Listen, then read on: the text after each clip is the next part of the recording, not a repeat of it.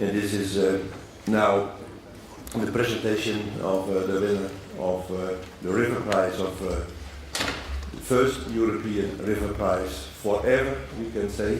There's one, and it's always only one. And we are very happy that the people from the River Rhine are here and are going to present once more, but in a completely different atmosphere and with much more confidence, I think, their River Rhine. May I invite you to give this presentation? Mr. Weidenhoff will give the presentation. That's good. Thank you very much.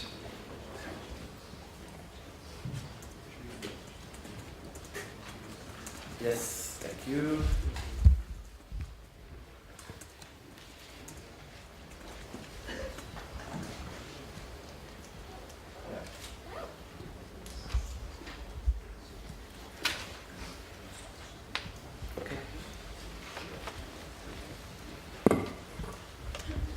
Good morning, everybody. But I'm still quite nervous. Normally, I'm not nervous if I give a talk, but I'm quite nervous.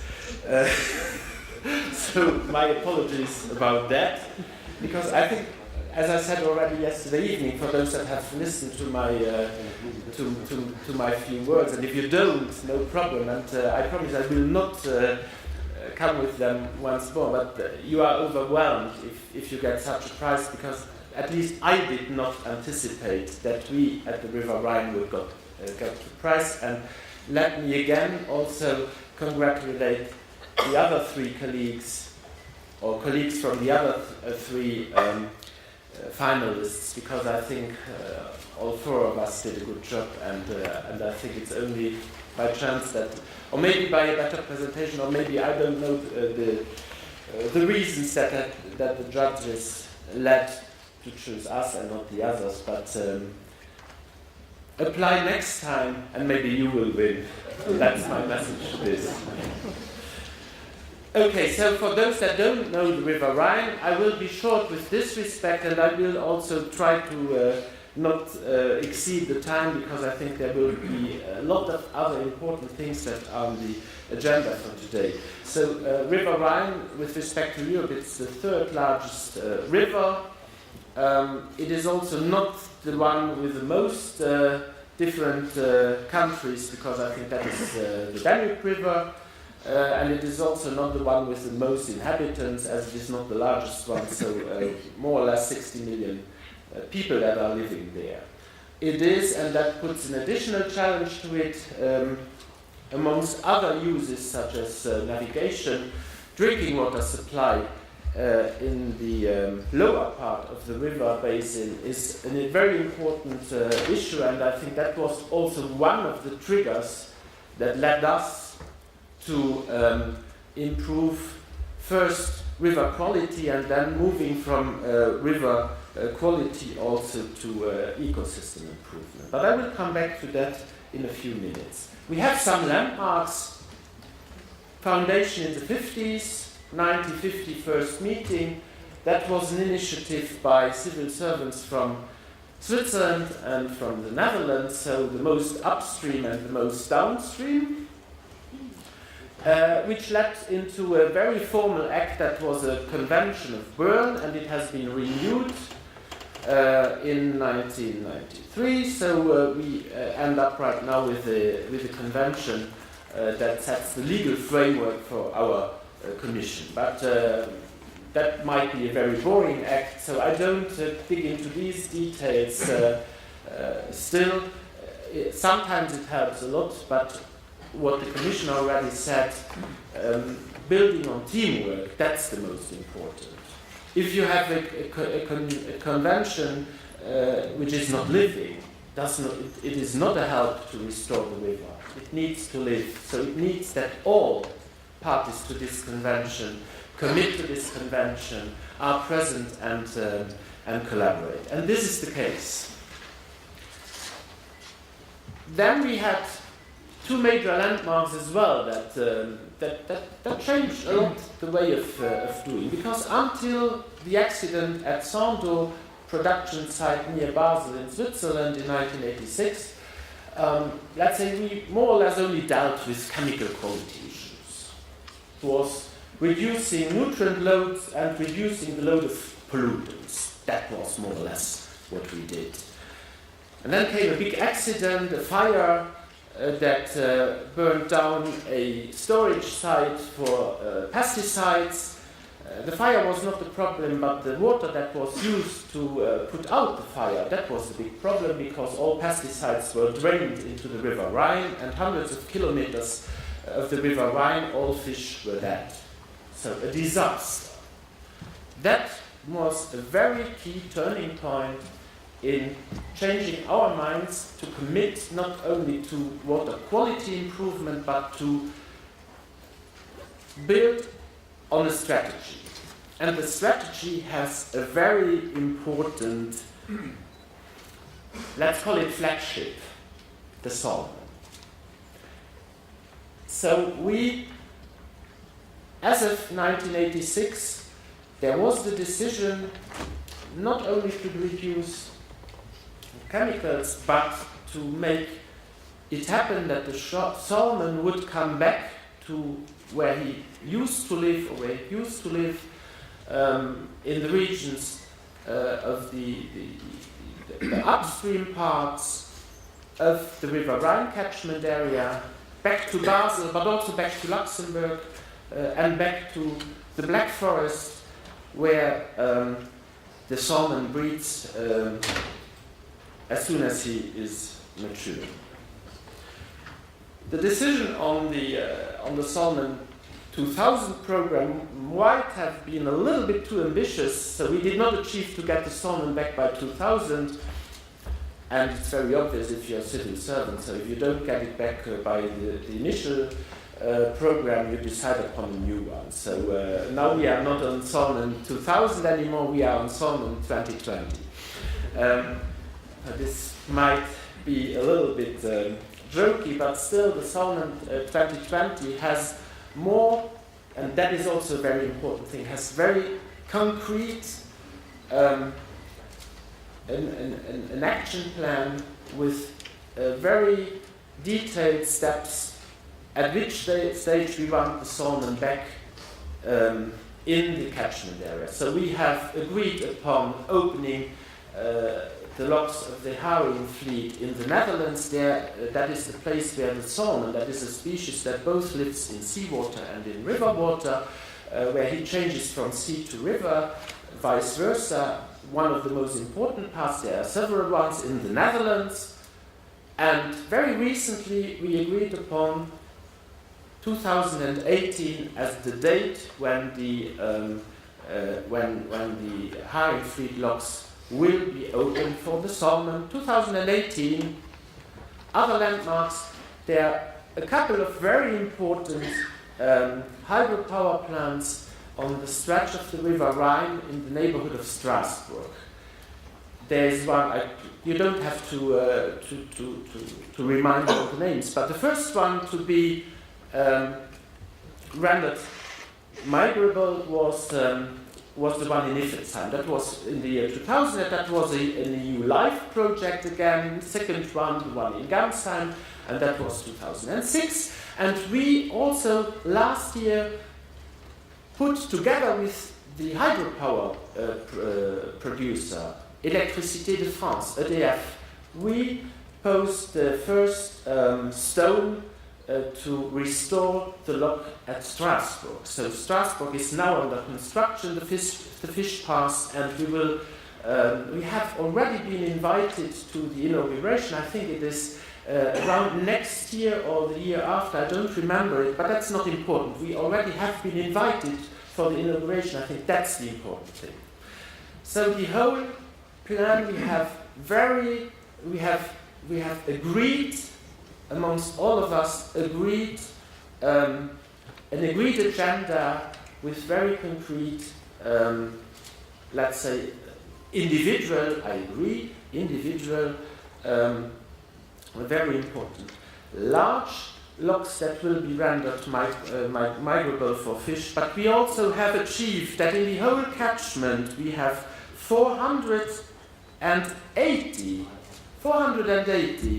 at all sizes locks that have been transformed in a way that fish migration is possible again. 480, that's really a lot. And this was end 2012. Another very important part of this is that 80 old branches of the River Rhine have again been rendered in a way that it is connected to the ecosystem of the Rhine, so it's not anymore a boring canal, but a living river.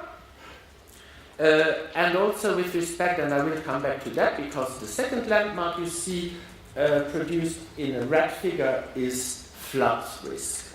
The management of flood risk, also we had a very key point in the recent history. In 1993 and in 1995 there were very severe floods in all the catchment area. And at that time, or before that time, the River Rhine Commission did not bother about flood risk management. Water quantity was not really an issue. But we realized that water quantity should also be an issue. And we agreed, prior to any EU flood risk management directive, so we did not need this EU legislation, to agree upon a flood action plan. And we still keep the name flood action plan, even though the EU legislation has a different name, but that is because, let's say, we also have non-EU member states with us, so sometimes we need to keep the old names. We have a flood action plan, and of course this is also about flood warning issues and information about heights of water when we are in a flood. But a very important part of it is also, and this is a win-win situation also with respect to restoring the river, is reactivating floodplains that were not used anymore. So we have, let's say, we use surfaces that have not been in use for within the whole Rhine ecosystem. We have again reactivated them, and we have also the flood action plan again. As I already said, for the Solomon 2020 program, we have a very detailed plan. We have also an agenda, and we have also agreed upon concrete measures on the whole strip of the River Rhine. I think that's a very important thing. Okay, and then we have other landmarks. I skip upon them. I think all you know about the Water Framework Directive and so on. So I was a little bit longer, but I wanted to show you why maybe the River Rhine has won the prize, because if I only show you these figures, it's not that easy. We have a couple of members, 6 members, also the European Union. Mr. Potocznik gave a talk with another hat, but he could also have given this talk, because the European Union is also a member. That is because Switzerland is party to it and they are not Swiss. We did not change the convention, as I mentioned before, although the Water Framework Directive asks cooperation with all countries and states within the catchment, but they cooperate as if they would be members. That is the case for Austria and the Walloon regions, which are both party to EU member states, but also with respect to Liechtenstein, a country even smaller than Luxembourg, where I come from, that is also very actively participating. We have, since a couple of years, observers, and they are included in all our work. They participate at the plenary meetings, but also at the working group meetings, and bring in their expertise. It is an organization that is decentralized, so all the experts are spread, be it in the member states or be it in the NGOs. We have a general secretariat in Koblenz, and we have a more or less overall annual budget of 1.2 million euro. We have a staff that is a little bit less than 15 collaborators. Results, a very important one. I don't go into details of these slides, but the most important one is the bottom right. You see what we achieved since we started the Solomon 2000 program and the Solomon 2020 program. You see amongst the different stretches how many, and I said we are now at the number of 480 improvements of river continuity, and I think that is really important, and that's a lot. I think that's one of the main results we have, and I think that's also one of the reasons maybe why we got the prize. We think there's more to do. Here you see two maps. The left one is for the Somme and the right one is for the Ile.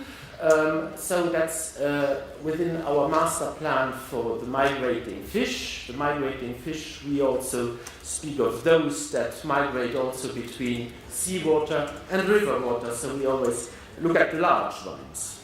Not forgetting the small ones, but also looking at the large ones. We think also that other issues are important, and the River Rhine has a long tradition with respect to emerging subjects, be it emerging pollutants.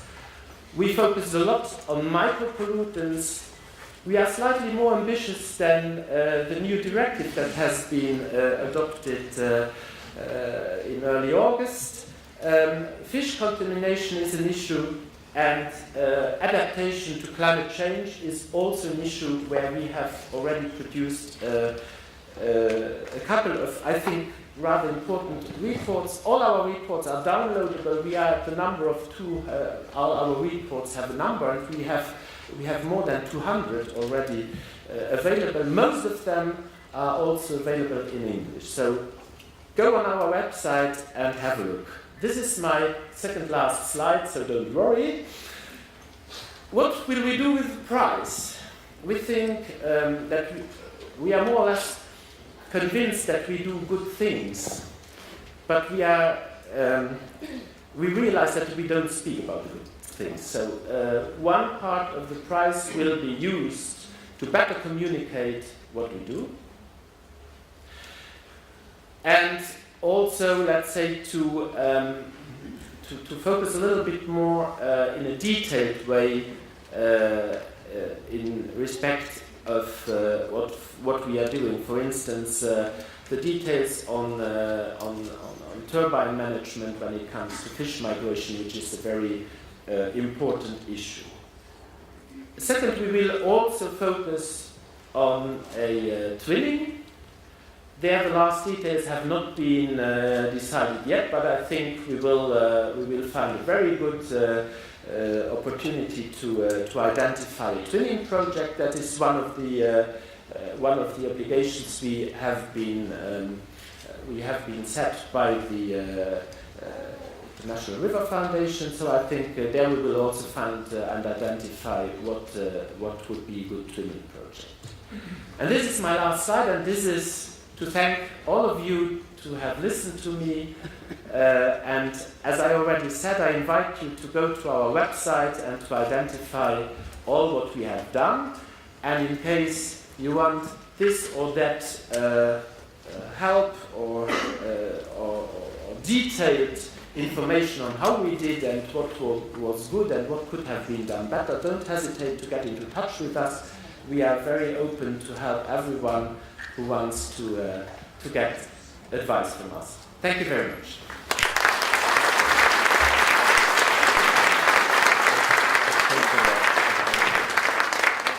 Well, thank you very much for your enthusiastic presentation about the achievement by the River Rhine in the last few years. Without telling all the details of the judging process, but many people ask a little bit more about the reasons why the Rhine, of course, was chosen. And I can explain to you that a major component of a judging process should be and is, in this situation, a major achievement should be reached in the long term, and it should be proven on actual river exploration. And this was done, in this case, by the River Rhine for 40 years, not only developing new policies, implementing them, be a leader for new policies for Europe, implementing them again. You explained very well the water quality aspect at the beginning, later on the other achievements on ecological restoration. And moreover, that was less in the picture these days, but on this, the countries on the national level elaborated on this even when it was not in the Rhine Basin, for example.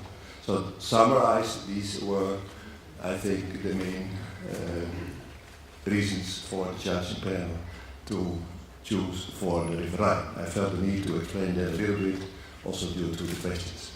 And the other one is, there is a press release out now about this winning. This states also a little bit more extensive what I've told now about why the River Rhine was the winner. There's also stated, and I think it was not mentioned before, that the prize is 40,000 euros.